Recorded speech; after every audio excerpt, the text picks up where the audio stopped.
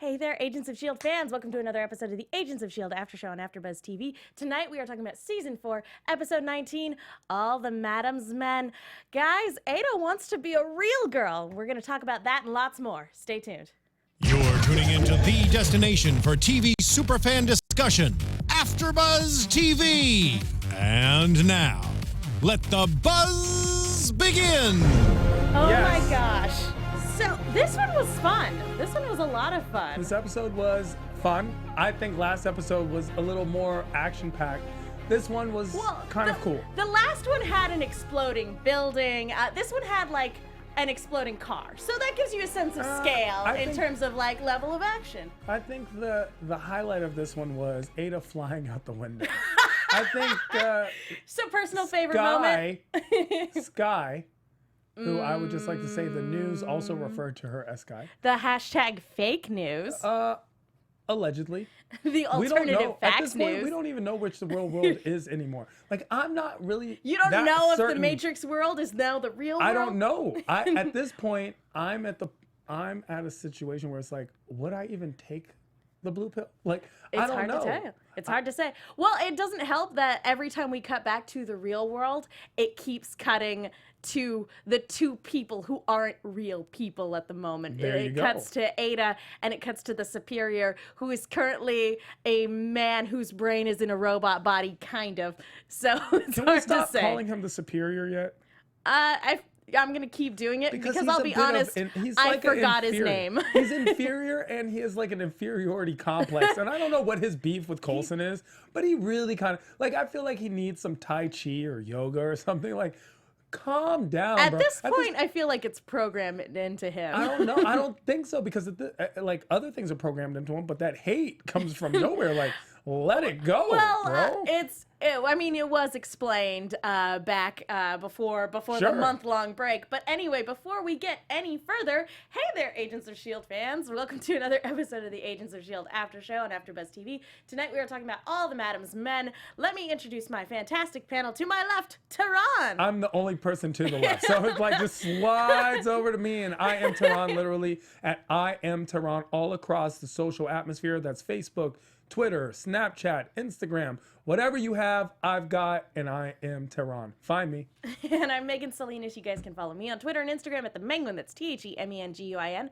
We are going to be keeping an eye on the hashtag ABTVMarvel, as well as keeping an eye on the live chat once I develop my Inhuman ability to be able to enhance and magnify. Perfect. Zach and Jeff aren't here, so our Did help you desk. say Jeff? No. Zach and Jesse. Jesse. Did I say Jeff? I meant Jesse. Yeah, sadly. It's been so long. It has been a Jesse long has time been since gone. I the don't four even of us remember have this been guy. together. Jesse has a show tonight, guys, so be sure to send him tweets wishing him the best of luck. And sadly, Zach is not feeling well. He's feeling under the weather. Please tweet him your well wishes. And don't tweet either of them spoilers. Give them a chance to watch the episode. So back to the Superior's reason for hating Coulson real quick.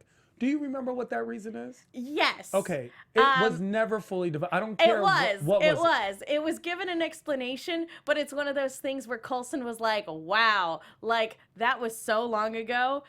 I don't even remember it fully, and also, who cares? It was a very M. Bison, like, but for me, it was Tuesday. That's what I'm saying. Basically, May and Coulson killed some of the Superior's comrades, and then also with all of the Avenger stuff, I guess the Superior, again, with his inferiority complex, he got real insecure about all the Inhumans, and basically he traced every weird cataclysmic event back to Coulson, the guy that killed all his friends. So for him, not all his friends, just a couple of his friends, and more importantly, the Superior's comrades. The Superior's killed every single person he's ever met. Like, that's also true. Like, he's killed He's killed multiple comrades himself. Yes, that's all I'm saying. That's all I'm saying, because I just don't understand how artificial Superior is still harboring this hate. Because Ada has allowed him to keep his emotions, I think is a way to just torture him. Because as we've seen, Ada's pretty sadistic when she wants to be. I love her. Listen, Ada is now my number one. Ada is bae? Bae. She is May. She is Jay. I don't even. She's everything, and she's everything in one. I love Ada. I love this Ada. Now, here's the question. Is it the attitude and the ruthlessness, the cutthroat way she goes about dealing with the situation to accomplish her goal of becoming a real person? Or is it just that green hair and that green outfit? I mean, the way you put it the first time made it seem way more noble than me just saying she's really attractive.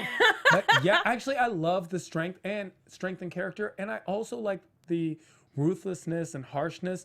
Even though that's not something I would typically like, it's the way she's displaying it. And most importantly, the thing I like about Ada is that she's really doing all of this for love.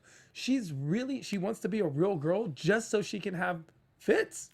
Well, As I call Fritz, by the way. The framework fits, Fritz. yes. Framework Fitz, who, by the way, is still the coolest guy on the planet. Is that why you're wearing a suit tonight? No. Are you sure? No. For those of you listening on iTunes, that was a visual gag of Tehran stroking his hat in the same way Fitz strokes his hair. Or Fritz. No, I'm just strokes saying. his All hair. I'm saying is Fritz to me is a great character. I think possibly the best villain that the show has ever seen.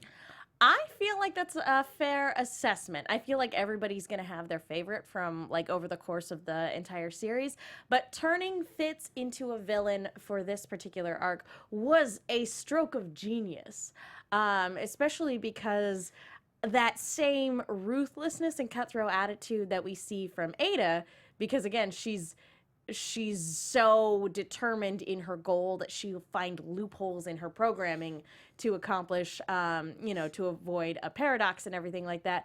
We see that in Fitz as well. And we see that both as a result of Ada keeping him really close as Ophelia, and also her creating this construct of his father in the framework, who is a ruthless son of a bee.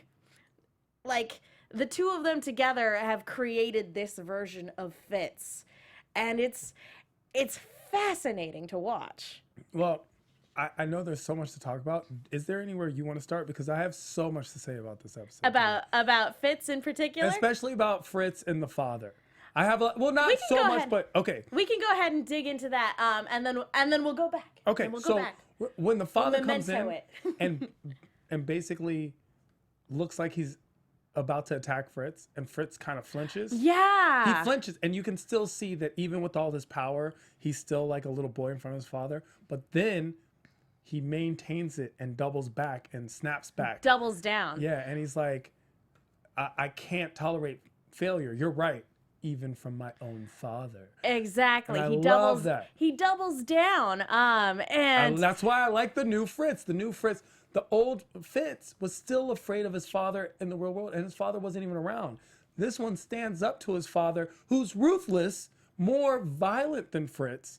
And Fritz is like, I don't care. I'm the boss. Well, what This we is how it's see gonna be." here in these interactions is years of abuse coming to, and you have to really hand it to Ian DeCostecker because it's all there. It's all in his performance. Because, yeah, you have in that moment where he recoils from his father, and we know for a fact in the previous episode, his dad just casually mentioned giving him a few, disciplinary, I guess. I don't know. He mentions casually inflicting harm on his son as he was growing up. So, we know that father definitely beat. I mean, you saw how he beat. Yeah, how he beat Radcliffe. For sure. And Sheesh. yeah, well, again, Radcliffe was also saying you're nothing. You are nothing without your son. But to This be all able to stems hit from someone his own like that. insecurities. True. It's interesting that in the real world, his father's insecurities manifest itself through alcoholism and straight up abandoning his family. Sure. And here in the framework, it is manifested by basically being a weird domineering parent instead, because Fitz's one regret was that his father wasn't around. And now with his father around, we see that turned out way for the worse.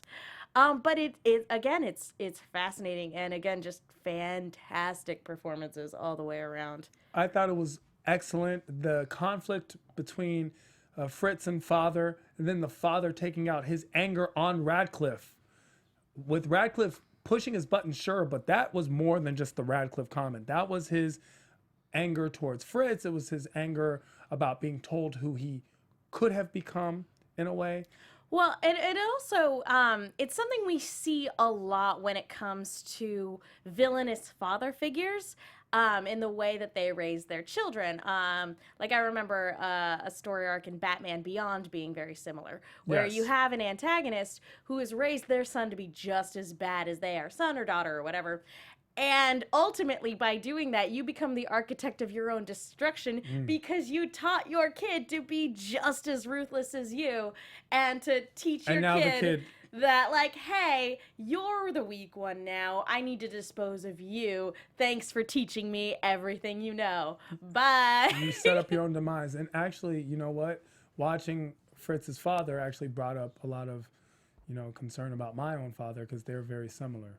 Oh. Yeah. Well, by very similar, my dad also They both have Scottish accents? No, my dad has an accent though. And so I was like, my dad has an accent. I mean, yeah, he's never beat me or any of that stuff, but accent.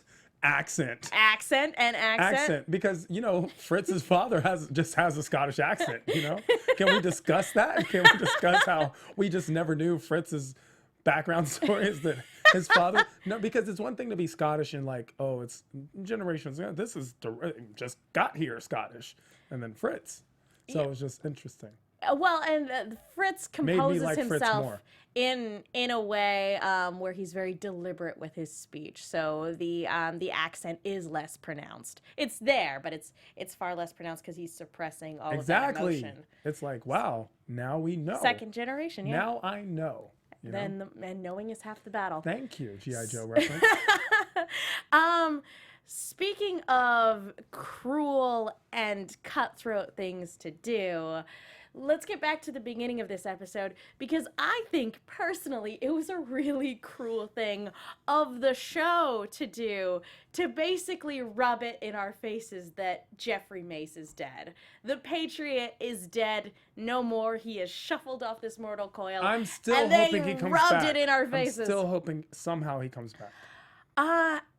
Apparently, I don't know, and maybe this would be better for news and gossip, but there are a couple articles that people tweeted at us earlier in this week that I will be honest, I did not read because I wanted to avoid spoilers, but it seems like supposedly the creators of the show have confirmed that he is in fact dead.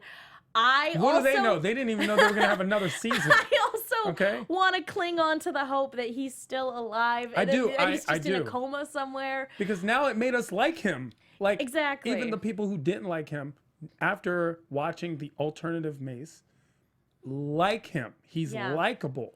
He has become the person who he wanted to be in the real world. He died being the hero that he always wanted to be. And here's the thing, is that this is a double-edged sword, because I liked the character of Mace and I liked his character arc a lot. And I think it is a fitting end for him to die a hero.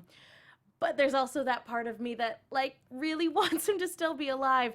But if he is alive, it undercuts the stakes a lot. A lot. By killing him off, it's a reminder that our heroes can die in this scenario, and that once Ada finds a way, she can do away with them. Once she determines that they're a threat to the framework, she can do away with all of them without a second thought. And it's a reminder, or that she doesn't even have to do it directly, that they could just die by being in the wrong place at the wrong time within the framework. And when you're trying to save the world, there's a good chance you could be at the wrong place at the wrong time very, very easily. I feel like people weren't that sad over Mace's death. I just didn't feel grief. I felt people were more sad that now the resistance lost a leader, possibly, but no one was like, oh no, not him. We loved him. I didn't feel that. You know what? I was kind of expecting Ward's backstory, Framework Ward's backstory to be that Mace was the one that believed in him. But like, it really surprised me that Victoria Hand was the one that kind of pulled him out and made him believe he could be a better person. And we know what happened between him and Victoria. Yeah, he kind of. We don't know what happened in this world, but it is in the real world. In the real world, he super murdered her because he was an awful traitor and a terrible person.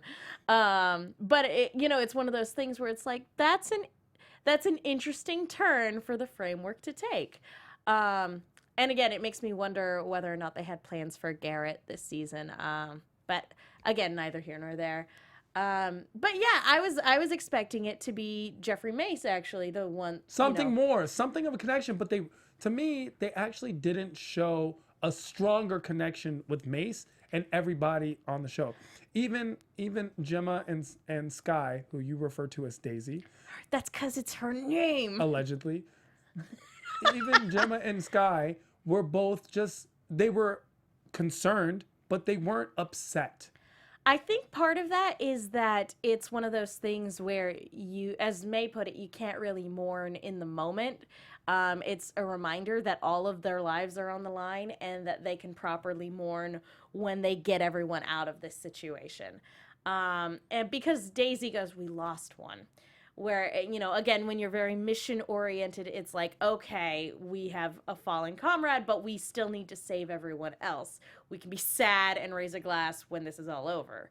But I think the main thing, I feel like there were two main points to killing off Mace besides just a reminder that the stakes are high. And that's, for one, for Coulson to be able to step up and reassume his role as the leader of S.H.I.E.L.D. And which he did flawlessly, pick up that mantle of leadership. He was dropping knowledge and dimes and fortune cookie information every chance he got. It was Clark amazing. Gregg wants to be a newscaster when this is all over, I will tune in every day. I was gonna say if he wants to be president of the United States, but sure. I mean, tomato, I guess. Same difference. And I feel like the other thing was to get May in a certain frame of mind for rejoining S.H.I.E.L.D. as well, because having been such a loyal Hydra agent, it's created a new regret for her, and her regret is not seeing through Hydra's lies a lot earlier because this man died, to save her and children along with the rest of his team. So she feels guilty because he is dead as a direct result of her actions. Even, people can make whatever excuses they want in terms of I didn't know, they lied to me, whatever. But at the end of the day, she gave the order and that building came down on top of him. And so she has to wrestle with that. And it's going to be even worse when she gets back to the real world, too. So there's that. But it also served a purpose of getting her back in with S.H.I.E.L.D. Granted, she's the odd man out at the moment, having been with Hydra for so long. But being around Coulson again, that's what's going to make her remember, and that's what's going to allow her to see through, the rest of this facade. Well, they obviously have an immediate attraction connection between May and Coulson. Also with May, it's interesting how Ada had put them into these roles, like the protector, the warrior, and she labeled her the warrior. And May, even in this situation where she did order the attack, she isn't as upset that Mace is dead, she ordered an attack on children. And if we remember, even to begin with, the entire world comes to be because she wants to protect a child. There's a child involved that she ends up actually successfully protecting that child in this world, which causes the destruction. And it results in the death of more children. Exactly. And that's what it all drives around children, which I still have the secret hope that May is Sky's mom. I know, okay? I've watched every season too. I'm just saying that I can still hope because Megan wants to destroy everything I hope for. She's like, It's no, you know, true. the writer said no, or you know, they had an entire episode, season about I how she's allowed not the mom. Tehran to tell me his hopes and dreams and to give me lists of all the fan fiction he's written, and then I squash She's it. just like, that's impossible, and I'm like, yeah, but it'd be nice. You know what I do? I go, well, actually. Yeah, she does. She does that. She does that. She does the well actually. She does the well actually. And the thing is, I want to say in the Marvel universe, in the MCU, anything is possible. All they got to do is put in a line how, oh, actually, and then boom, something happens. But I think it's interesting that May has such an affinity towards children. Yeah. Because she seems like the least likely to have a child or raise a child, or I think like pets. I Like think she I think it's because she and Andrew never had children. Interesting. But also, you know, for one, she's just a good person in general. Really? Because she killed like 54 people in this episode without even thinking. She was like, pop, pop, pop, pop. Did a flip. She did a flip. It's Neck really twist. awesome. It's really Finish awesome him. watching these episodes with closed captioning, because at one point when someone's neck got snapped, it literally said Nick cracks. Yeah. Crack. Boom. Thank you for Finish him. confirming that guy is. Yeah, that was a Mortal Kombat finisher move. For So sure. it's just interesting. It's interesting to me to see that even Ada picks up their true personalities still reveal themselves within a framework which is built within a false reality. to Yeah. suppress their natural states of being. So it's interesting. It says something about the soul. It says something about our personalities. It says something about nurture versus nature. Exactly. You know, because there's a lot to be said about people becoming products of their environment, and we see that with Fitz a lot. Like obviously our Fitz wouldn't be the Fitz that wouldn't be framework Fitz. I actually disagree with that. I think your Fitz would be Fritz if given the proper opportunity.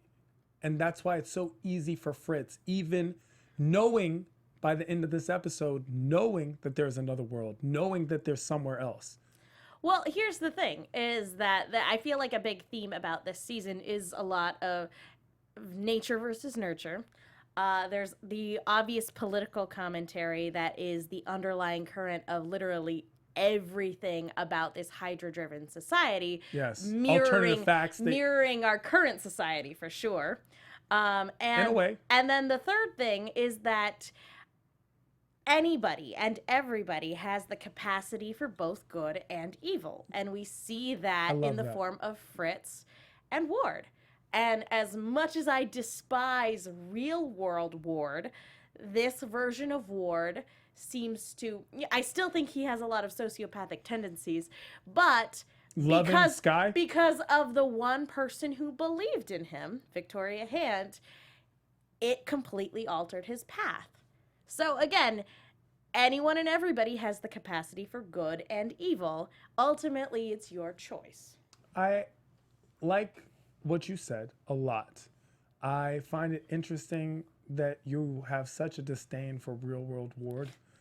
Yeah. He was a monster. I think he was misunderstood. He was a monster. He was a sociopathic monster who turned into a zombie alien monstrosity. Who turned into a literal alien monster. But if you look past all of that, if you look real deep, if you look real deep, besides the betrayal and the killing of everyone that trusted him, there was a heart there. Someone who had loyalty to the person who also first believed in him. He was. Remember that? Here's the thing. And that's where his loyalty lie. And in this one, it happened to be Victoria Hand. The problem is, in the real world, because of, again, the person who believed in him in the real world being an evil person, an evil self-serving person, as a result of that and his abusive upbringing, he never was able to take responsibility for his own actions. With somebody having more positive influences in his life, I feel like this version of Ward did take responsibility for his actions, because real world Ward was always deflecting. Oh, it's S.H.I.E.L.D's fault. Oh, it was Garrett's fault. Oh, it was my brother's fault. Oh, it was my parents' fault. Oh, it was Coulson's fault. He was always deflecting, and I feel like this version of Ward took responsibility for the terrible thing he had done and then moved on. At least that's what I think. There's also something to be said about the worst circumstances bringing out the best in people. Interesting. Not to sound super nerdy, but I'd like to make an Undertale comparison. I don't think you can sound any more nerdy. It's fine. There's a video game where if you take the pacifist route, all of the characters around you are jerks until you bring them around, and then you're like, they're like, oh, you're pretty cool. What game is this? But Undertale. And then, but if you go the negative route, where you decide to kill everybody and everything, all of the characters decide, hey, we're going to stand up to this evil person that's just going through and killing, senselessly. And so you see the best in everybody. That reminds me of Mario Brothers. If Mario and Luigi just took the time out to talk to Bowser, maybe they would have got to all those turtles and ghosts. What are we even fighting about? Very interesting. Okay. Well, sorry, that was a tangent. That was a tangent. We got to bring it back to Agents of S.H.I.E.L.D. So back to Agents of S.H.I.E.L.D., I will say this. Well, you also brought up the political climate, which is very interesting because in the beginning it was very Hunger Games. The way they... It was very capital with the Bakshi report. Which, exactly. I'm not going to lie. I don't like Bakshi. I don't like Bakshi as a character, but it's adorable to see him again because we haven't seen him since he died in season 2. So it was cool seeing him again, and it makes so much sense that this guy who was in charge of brainwashing people for Hydra would be put as the main like mouthpiece for Hydra. Well, the media correspondent. Exactly. He's the main media correspondent where everyone obviously watches this show, and it reminded me of Hunger Games, and it's interesting to me how politics and politicians and the government use truths often to spread lies, and that in art, TV shows, movies, comic books use lies to actually tell the truth. And it's just very interesting that where have I heard that before? I've heard something very similar. V for Vendetta. That was it. Very V for Vendetta. It was very V for Vendetta. Thank you, Neil. Neil was the voice of God. Was the voice of God. But it's a real, I mean, I'm sure that they said it in V for Vendetta in a much more concise way because that But no, it's a valid point to bring up, especially because that story has to deal a lot with a dystopian tyrannical society with a news mouthpiece that just, again, uses alternative facts in an interesting way. And I think it's interesting that this is how things are done, and we're seeing this being reflected in this show. Yeah, which again, it's so they just had their season 4 wrap party not that long ago, and so it's very interesting to see how quickly the world that we're living in was incorporated into this season. Which I am all for. It can be a little bit on the nose sometimes. Like, it was pretty on the nose in the last episode. But you know what? I'm okay with it because the world we live in is pretty messed up right now. It's interesting. It's interesting. I'm not one way or the other specifically. I just enjoyed the fact that they did incorporate it so quickly. I do too. And had a point of view when this show didn't have to. Yeah, I've always appreciated the commentary that S.H.I.E.L.D. has given, and in this season, I feel like it's particularly relevant. But before we move on, I want to talk to you guys really quickly about iTunes. Folks, thank you so much to everybody who's gone to iTunes to rate, subscribe, leave a comment. We absolutely love hearing from you, and it is the best way to let our producers know that you guys like the show that we're putting on. It helps keep us at these desks. It helps keep the lights on. And again, we love the fact that we have an international audience. Like, that always that always blows my mind. So thank you guys so much. And the guys who stay up in the live chat until 2 in the morning, 4 in the morning, 6 in the morning. You guys are incredible. But again, if you guys go to iTunes, you might even get a shout out on the show. Neil, do we have any new comments this week? I believe we do. Thank you, Neil. Cool. Could you do me a solid and maybe give some shout outs? Sure. No problem. I have review from Totally Addicted 05. Great show, great hosts. 5 stars. Rock on. Let's see some fanfic from these great hosts. Keep it up, team. I got you. I got you. Great season of the show. Great AfterBuzz after show talk. And that was from Totally Addicted 05. That's awesome. I also have Ali Sunshine. Sorry if I pronounced that wrong. Thank you, 5 stars. Just want to say thanks. I'm currently deployed overseas with the military, and no one else your service. No one else here watches Agents of S.H.I.E.L.D., so I found your podcast last week in an effort to discuss the craziness that happened in last week's episode. You guys are funny and insightful and definitely provide the conversational analysis that is necessary after watching this show. Love the puns, too. Ugh. Needless to say, I'm now Don't hooked do that. after 2 shows. I'm also excited to be a part of your international audience, at least for the time being. Thanks again, and see you next week. I love that. Thank you for your service. Thank you so much. That's great, and it's nice to know that because of us, a person in the armed forces is getting beat up every week after watching the show. Like, you're such a nerd. Ali Sunshine. No, that's probably one of my favorite love things is people saying that they don't have anybody else to talk to, and so that's one of the reasons why, in terms of talking about this show, and that's why they love listening to us.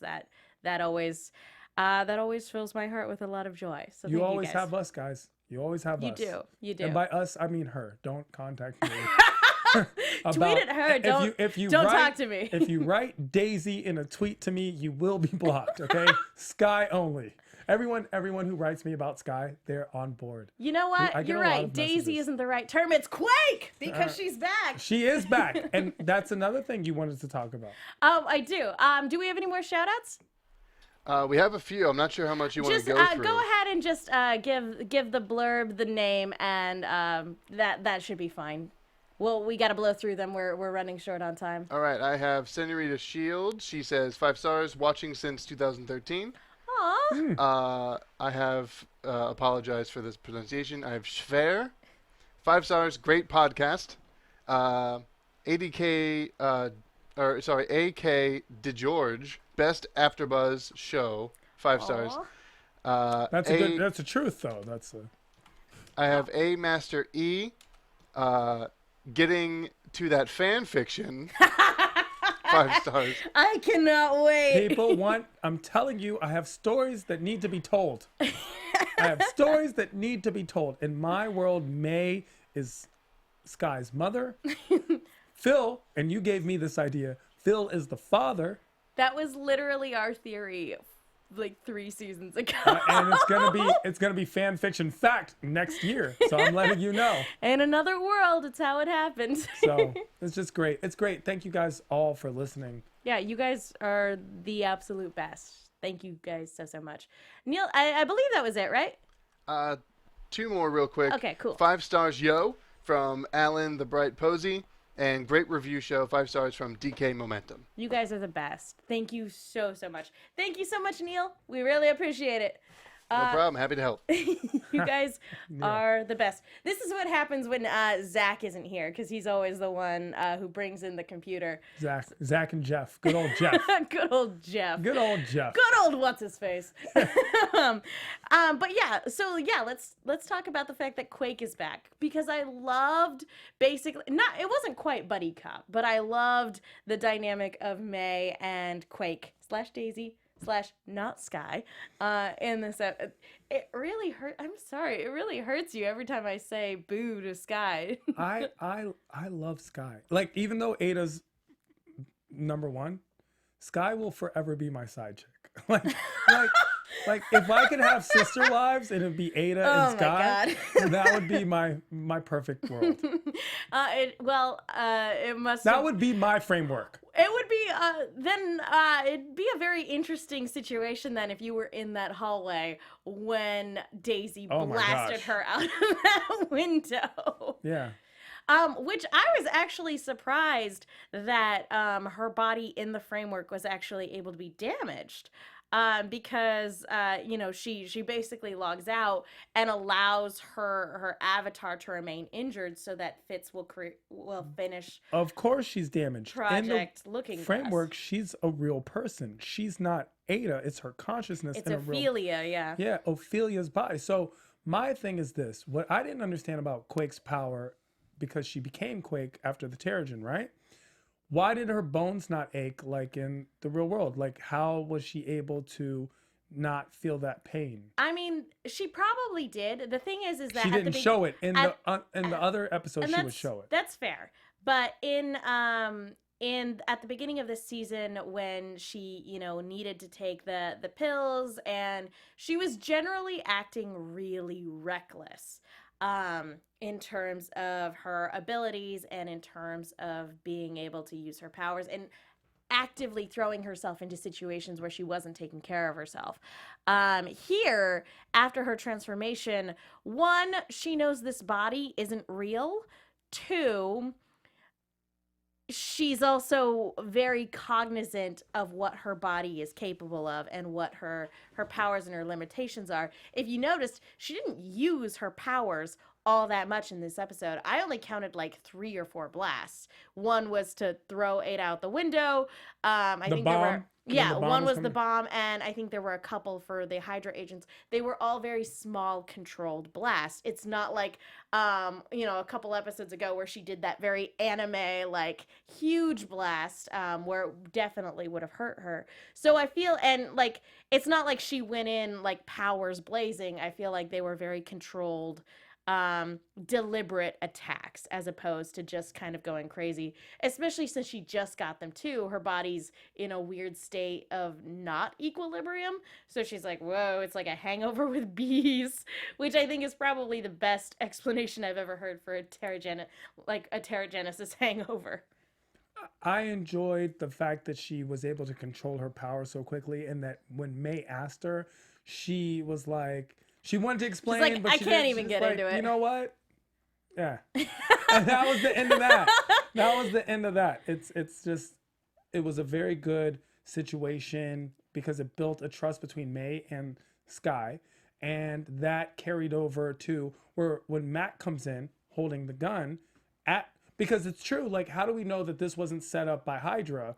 Just to infiltrate. I mean, that's possible, right? Yeah, we know for a fact that this is, that this is getting through to May. It is. But like, they had no way of knowing it, especially no with how cutthroat and cunning May had been in the previous episodes. Setting her up with Mac to begin with. Mac was set up. So when Mac using Mac against her, ugh.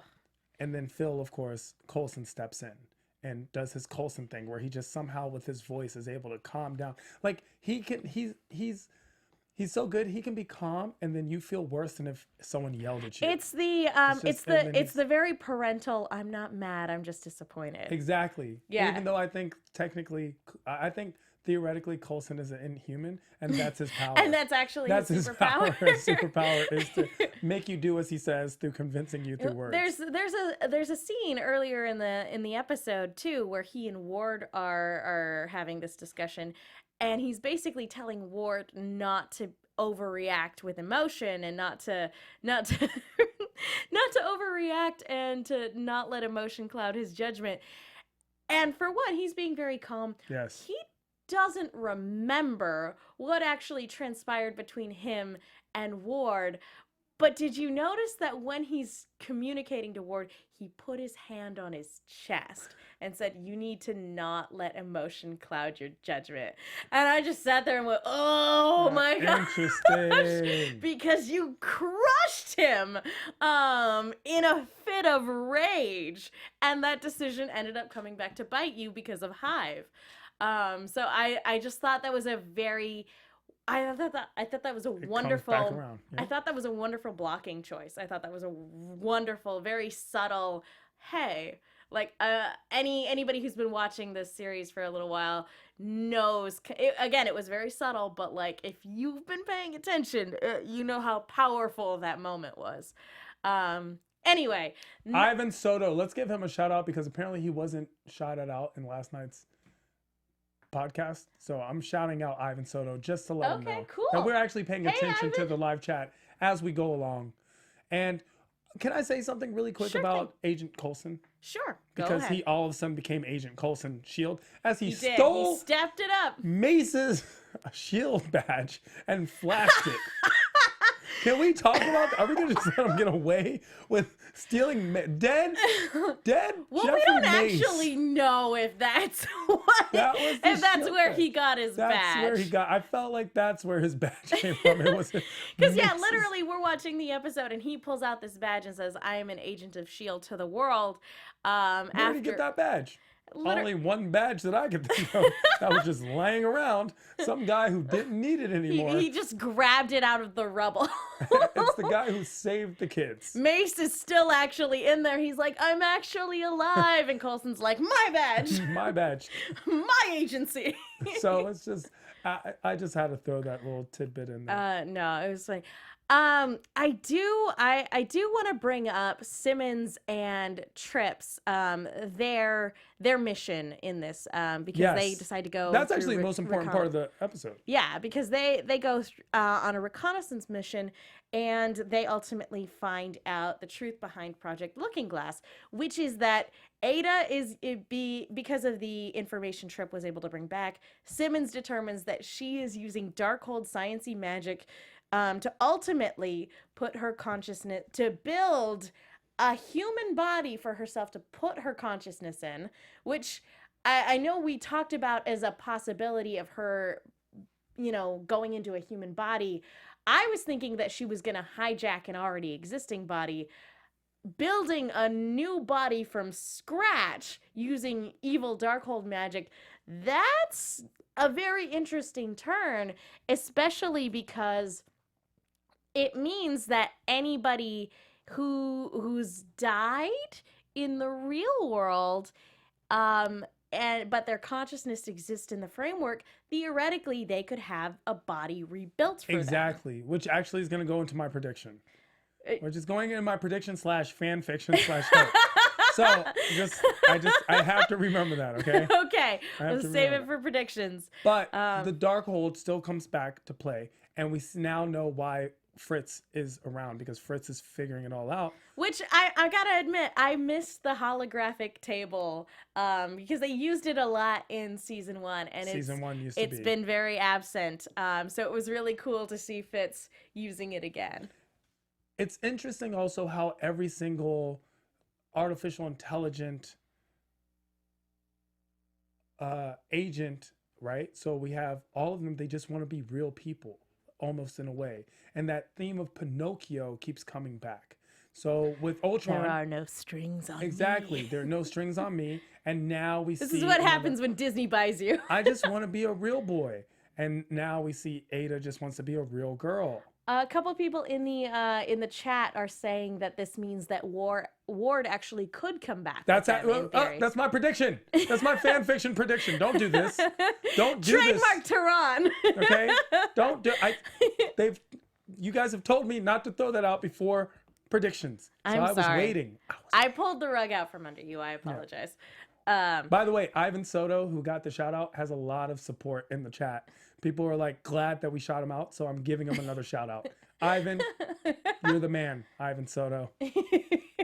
This episode's He says, actually for you. "LOL, Tehran." So Episode dedicated. So since the Ward thing already came out, I hope that's a thing. I hope that's a thing. Especially because we have this scene between him and Daisy. And there's an opening since Mace is gone. Because So let's. I'm just saying. there's an opening on the team again. I'm just saying. You know, There's a vacancy. no one else was You're upset. looking for a job. Well, it also means that potentially Hope could come back as well. Interesting. That they could, which I don't know. I feel like there's a lot of moral quandaries because I was okay with them leaving the framework as is and just allowing it to continue existing so that these artificial life forms could just live out their lives. But here's the thing, is that bringing in Ward or Hope or Radcliffe, whoever you want to pull out of the framework into the real world, using Darkhold magic, isn't that, messing with dark magic you shouldn't be messing with? Like, yeah, we want Mac and Daisy and all these other people to have happy endings where they don't have to live with, loss, or that, these characters that we're getting attached to within the framework can have a way to come out into the real world and live real lives.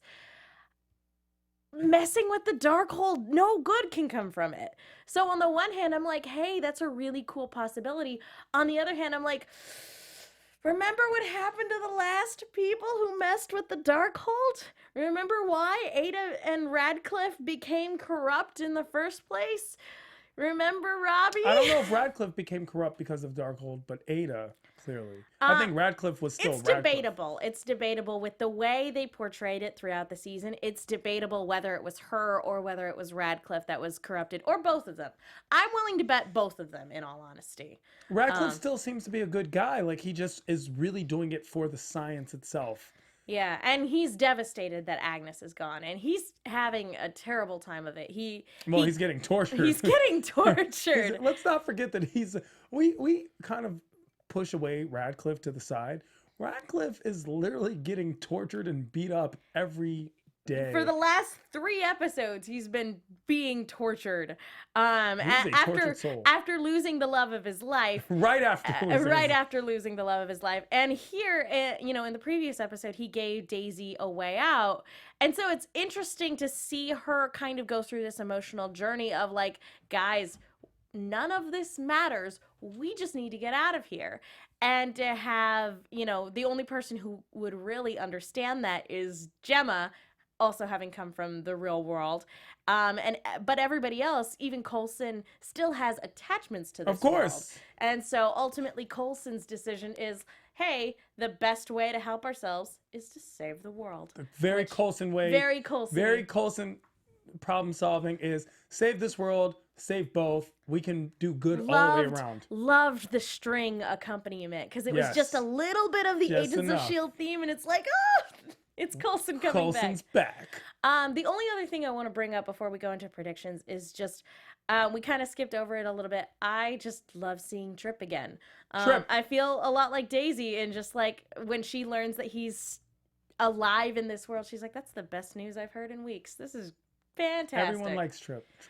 Well, initially when Trip was introduced, I was totally shipping him and Gemma, in all honesty, because Gemma and Fitz were having that will they, won't they. Gemma and Ward had been flirting a little bit. So you were hoping for Trip and Gemma? I was. Megan, you just moved up in my book. She got all verklempt anytime she was chit-chatting with him, and she took his death particularly hard. So I was like, come on, like, I was really hoping for it, and then Trip died, and I was really sad. Yeah. But anyway, so I liked, for one, that they were the ones to go out on this mission together, and 2, that he's just so charming. It's just really nice to see him back, and if anybody deserves to come back from the framework, it's certainly Trip. So the chat's going live about the Easter eggs, the number 084, and an obelisk. Did you see that? You know what? I will be honest. I missed a lot of the Easter eggs. An 084 is just an unidentified object. That's something that, it was a very it was a very season 1 thing for Agents of S.H.I.E.L.D. I missed the obelisk completely. So yeah, if you guys want to comment below, they will. Yeah, if you guys want to comment below, feel free to list literally all of the Easter eggs we missed, because I feel like I would have to go back and rewatch this episode. And that's kind of the bad thing about doing an after show immediately after you see the episode, is that sometimes you don't have time to go back and take a look at all that stuff. But yeah, there are lots of Easter eggs in this season, and I can't wait to watch it all again and catch everything. So it's gonna be fun. The Easter eggs were apparently in the Coulson and Ward scene. So we always rewatch and love watching it. So thank you guys for always telling us. Yeah, feel free to send us screen caps too. Please. Yeah. All right. It's getting late, so we should probably go ahead. Is there anything else you want to say about this week's episode before we move on into I thought it was predictions? fun, and the previews for the next week looked amazing. So They do. this is a great story arc, by the way. Yeah. It could have it's exciting. it could have been horrible. It really could have been. It could have been so cliche and done, just overdone and done. Oh, not this again, and the dream sequence again. But it's actually done extremely well. Extremely well. I concur with that assessment. This could have been a very half-hearted Matrix, Exactly. ripoff. But no, they have taken a lot of care, not only in their political, the current political commentary, but they've also taken a lot of care to give a lot of weight to their scenes and everything. To everybody who's been watching this series from the beginning, this portion of the series is in a lot of ways a love letter to everybody who's been watching from the beginning, who stuck with the show through that rocky beginning and stayed with it ever since. I feel like this is very much a tribute to them. And I'm not gonna lie, as somebody who also, sat through that rocky beginning, I very much appreciate it for sure. All right, let's go ahead and move on into predictions. Your AfterBuzz TV predictions. So, Ada wants to be a real girl. Yes. The Superior super wants to murder everybody. Yes. Which, yeah, that's so frustrating for him. And in the next episode, it looks like it's possible that she's actually going to try to bring Project Looking Glass into fruition and actually execute her plan. So I think that Ada does become a real person. I think that Fritz comes into the real world also unbeknownst, and that this is not the end. This is not the end of Fritz in the real world. I think that. What would that even do to him? Oh man. I feel like Fitz will also exist, so they coexist. I feel that the Superior is going to try to kill Coulson, and of course Coulson wakes up in the nick of time and saves himself. You know what I'd actually really like? It was something I actually wrote down because he asked her point blank if he would be allowed to kill them once they were both free, and she told him yes. She's not supposed to lie as part of her programming, but Radcliffe told her that lying was okay if it was to save a life. As she threw in his face a couple episodes ago. And so I feel like she's lying to him in that, oh yeah, I'm just going to tell you what you want to hear. Is it possible that the Superior, could not hurt any of the agents, but is he allowed or able to hurt Ada? I don't think so. She built him, so she probably put that in I wonder within if that's the in or parameters. not. That's an interesting. But yeah, I'm excited. Next week it looks really good. Any other thoughts or predictions? No, I just think that we're gonna listen. Fritz is too good. We can't lose Fritz, and Fritz in the real world is a real possibility. I feel that Fritz, Ada, and Ward make it out. I would hope if we're gonna do that, I would hope Trip and Hope make it out. Sorry, Trip. Sorry, Hope. Here's the problem, though, guys. And again, I don't have a man crush on Trip, so I don't need Trip to make it out. I need him to. I know you do. But here's the thing is, and I'm gonna call myself out as a huge nerd again. I feel like trying to create a human body with the Darkhold could very easily turn into a Full Metal Alchemist situation. And I don't need that kind of body horror in my life. I don't need that kind of heartbreak. So yeah, I feel like trying to use the Darkhold to create human life, I feel like that's a very monkey's paw scenario. That is not going to work out in the way that Ada anticipates. Which again is really sad if that means nobody from the framework can come back in a new body. So we shall see. We shall see. But anyway, I think that just about does it for tonight. Go ahead. Oh, I was gonna say, do we have any? What do we do? Teasers? News and gossip? Not tonight. Nothing? We're at it. There's been stuff, but we're out of time tonight, Okay. I'm afraid. Okay. Anyway, thank you to everybody who stayed up in the live chat to sit and talk to about this episode with us. It was a lot of fun. Once again, Tehran, where can people go if they want to find you? I am Tehran all across the social atmosphere. Usually the bathrobe heartthrob. Today, oh, I'm sorry. Do you need a Band-Aid? For what? Because I'm so sharp. I thought you might get cut. That's all I'm saying. At I am Tehran. Find me. Follow me. This is what happens when you encourage my co-host to make puns. I'm Megan. You guys can follow me on Twitter and Instagram at @themenguin. That's TheMenguin. I am also on a bunch of shows here at AfterBuzz, and I write articles for the Movie Chick. That's Chick with 2 Ks. Be sure to check those out. Be sure to also follow Jesse and Zach at @ZachWilson and at JessKlein1. Be sure to follow all of their projects. They are up to a lot of great stuff. And again, tweet them both your well wishes. Thank you guys so much. We will be back next week, and hopefully we'll all be here. Thank you guys for sticking with us. We will see you all next time. From executive producers Maria Menounos, Kevin Undergaro, Phil Svitek, and the entire AfterBuzz TV staff, we would like to thank you for listening to the AfterBuzz TV network. To watch or listen to other after shows and post comments or questions, be sure to visit AfterBuzzTV.com.